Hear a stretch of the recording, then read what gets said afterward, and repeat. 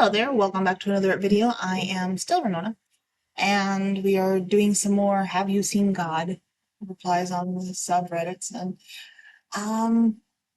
here we go. Let's do some more because it's important to know things and get different perspectives.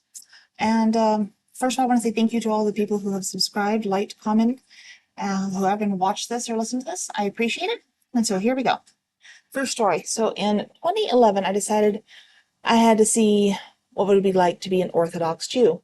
I went to study in the old city of Jerusalem and had many amazing experiences. One sticks out more than others. It was Friday night, and I had been invited to the head of my yeshiva's home for Shabbat dinner while praying in the Western Hall. It was a beautiful May evening in Jerusalem. That night we had learned a very controversial section of the Torah. It speaks about a group of people who are the embodiment of evil on earth. Their name is the nation of Amalek. There's where the story gets interesting. We walk and get into a heated conversation. There were two rabbis with us, along with the head of the yeshivas, and about 4 skeptical students. We, the students, took offense to the fact that God demands Jews to destroy the nation of Amalek. We asked things like, how could God want that? And most of the painful question of all was, if we were presented with this, with an infant from the nation of Amalek, would we kill it? The answer from all of these rabbis was yes. I was in shock. We all were. How could religious leaders who taught love and kindness all day be prepared to kill an infant just because it was a member of a quote-unquote evil nation? It sounded so much like Nazism, we just could not accept it. The rabbis retorted with this question. If you had baby Hitler in front of you and you knew that he would grow up to become, would you kill him? That stopped all of us in our tracks for a while. We had a nice meal and we began our walk back to the city, and the same topic was argued about. We finally reached the old city of Jerusalem, and I could feel that I was getting overly emotional. It was just as much to take in, seemed too unjust. So in the middle of a very heated conversation, I said Shabbat Shalom to everyone and turned to walk away, just in time because I was about to start crying. I will repeat one thing at this point. I was in Jerusalem in the middle of May. It does not rain in May in Jerusalem. As I turned to walk away, I started to cry, and as I started to cry, the sky opens up as it starts to rain. Everyone is looking up and gasping and saying, "Rain in May?" I don't know if God was reaching out to me. I don't even know if God exists. But I have never felt closer to God than at that moment. Thanks for reading. Sorry if this is confusing, filled with mistakes. I'm on my phone. So this next story this is actually Samantha's girlfriend's post. 3 times in my life I have experienced God in my life. 1, the night I became a Christian. No one in my family is religious. No one. When I was 15, my brass band was asked to come provide musical support to the Salvation Army for a special worship weekend. As the local army had given our band a lot of instruments and sheet music when their brass band folded, we regularly helped out for special occasions. And I don't know what it was, but after 2 days of various types of musical worship and sermons, I was laying in bed, and I realized for the first time in my life I actually believed it all to be real, and I had a sudden urge to get down on my knees and give my life to God. In that moment, I felt God's presence.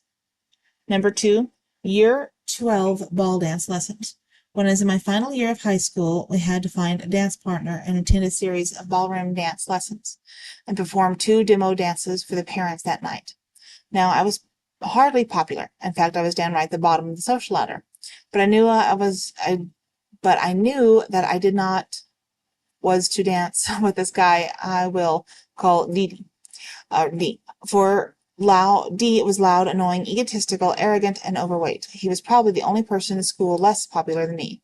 I was willing to dance with anyone, even my bullies, so I didn't need to dance with D. Anyway, on the day of the first dance, everyone was pairing up, and I had this sinking feeling that I would be ended up dancing with D.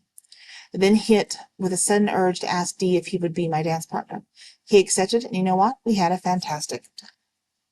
Day 3. The day I came out at church. When I was 20 at this time, I was an active and uniformed member of the Salvation Army for a long time.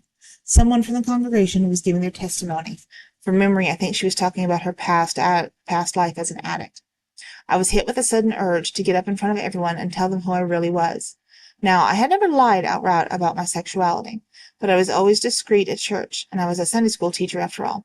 When the girl in front finished, the minister then asked if anyone else wanted to share. Now let me tell you, I was shaking like a leaf and my voice kept cracking, but God held me up through. I know that moment God was with me. Before I go, let me clarify what I meant when I said I had these urges. I meant to explain this embrace, all-consuming weight pushing on me. At that moment, there was nothing I could do but obey. You don't even think about anything else. It's like you no longer are in control and there is something you must do, not out of fear or love or duty, but because it is simply the way it must be. I can't really describe it beyond that, other than to say that in those 3 moments of my life, there was no doubt in my life whatsoever that God was with me.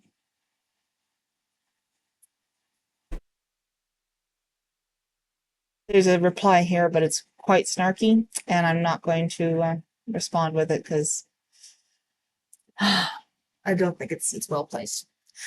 Next story. Not me, but my mom. So when I was a toddler, my parents would go out to dinner a lot and take me with them. I wasn't a problem child. I wasn't loud or obnoxious and didn't cry all the time.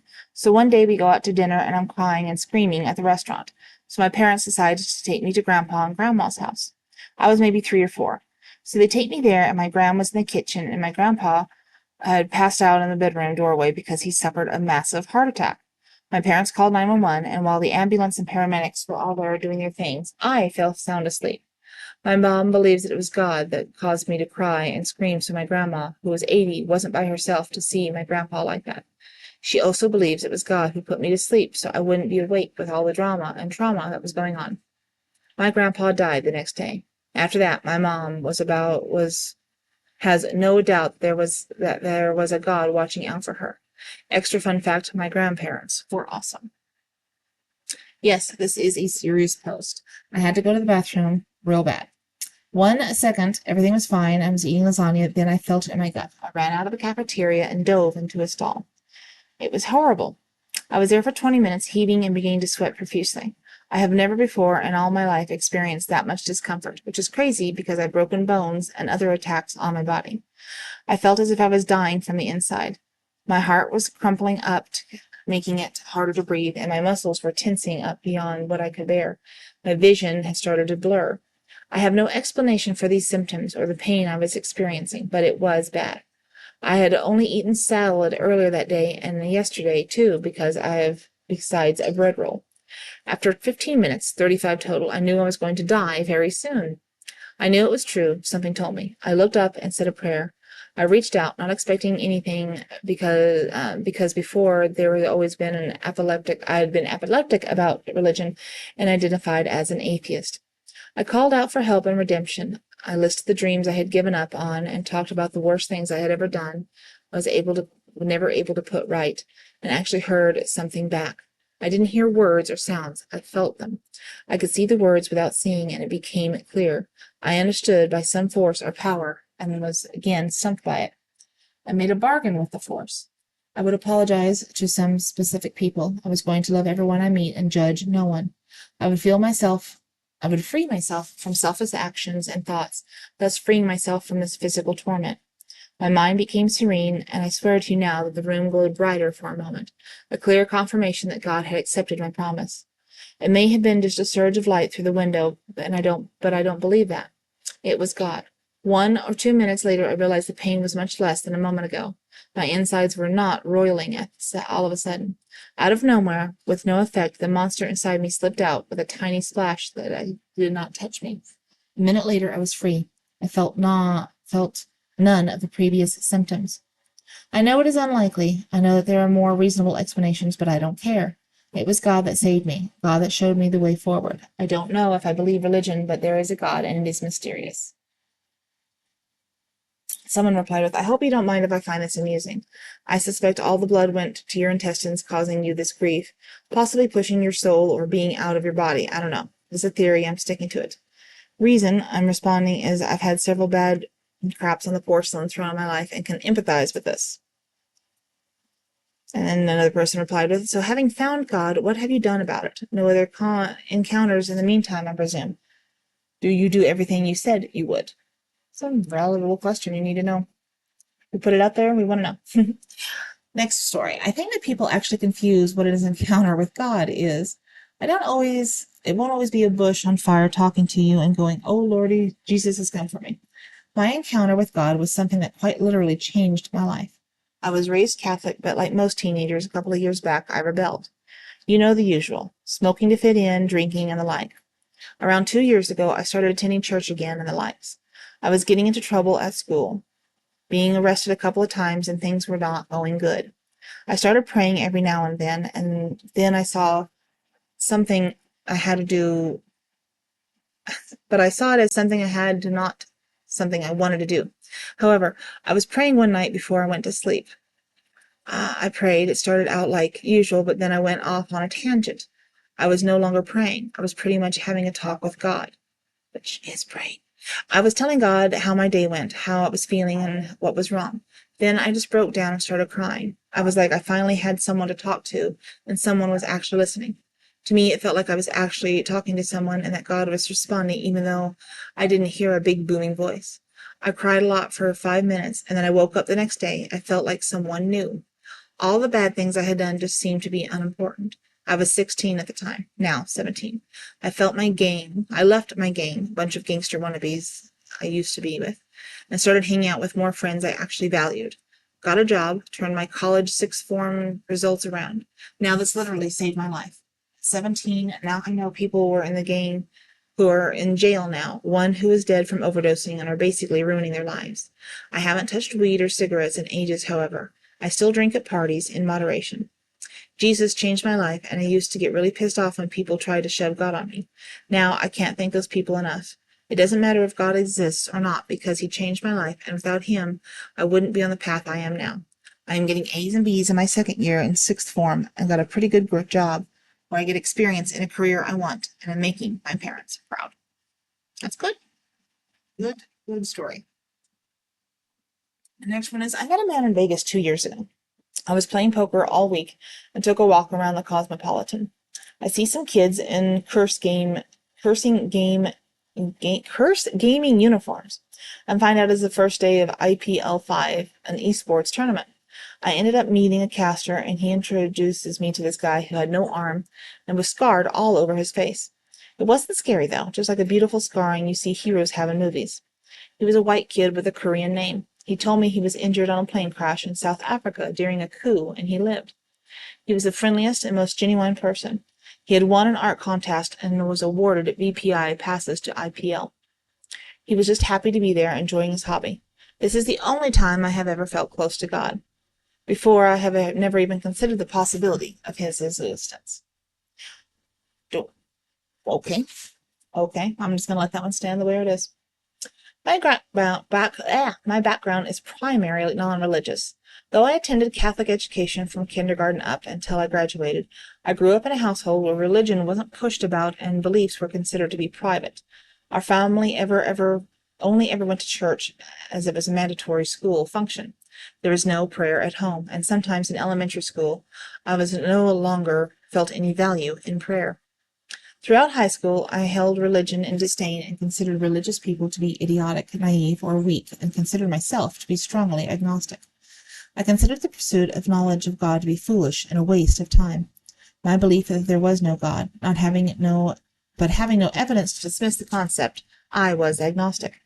Over time, I then began to wonder about entities being thinking individuals. By this time, I mean to say that if a person is considered to be alive because they can interact with their environment, reproduce, and die, then why could a company not be alive? Why not a country, a post office? These ideas fascinated me. A few years ago, several after I graduated, I began experimenting with drugs. Alcohol and pot both helped me through a process that I began to see the value of religion on both the individual and the group. I was able to fight depression and see beauty in life. The wind through the trees, the erosion of stone, the relationships people form with one another. I saw this and considered it to be good. I eventually experimented with psilocybin mushrooms. Mushrooms, should have just read that. And have had experiences I would consider to be profound. On top of being able to identify beauty in the aspects of my life, I began to see beauty in the countless cascading events in life. and the complexity. Each event goes on to influence a number of other events, every breath we take increasing the complexity of our lives. It was during one of these trips that I had the most spiritual experience of my life, where I truly felt in tune with all around me and felt that I was a part of everything. I felt that if I could summarize all this in existence, all matter, all energy, and everything into one entity, that would be God. The words God is everything comes to mind, and I wonder if that's what it meant. I am not a believer. If I was, I would surely say that I have been touched by God. And someone replied with, I believe that the modern idea of God is simply a misunderstanding of this concept that has compounded itself over the millennia.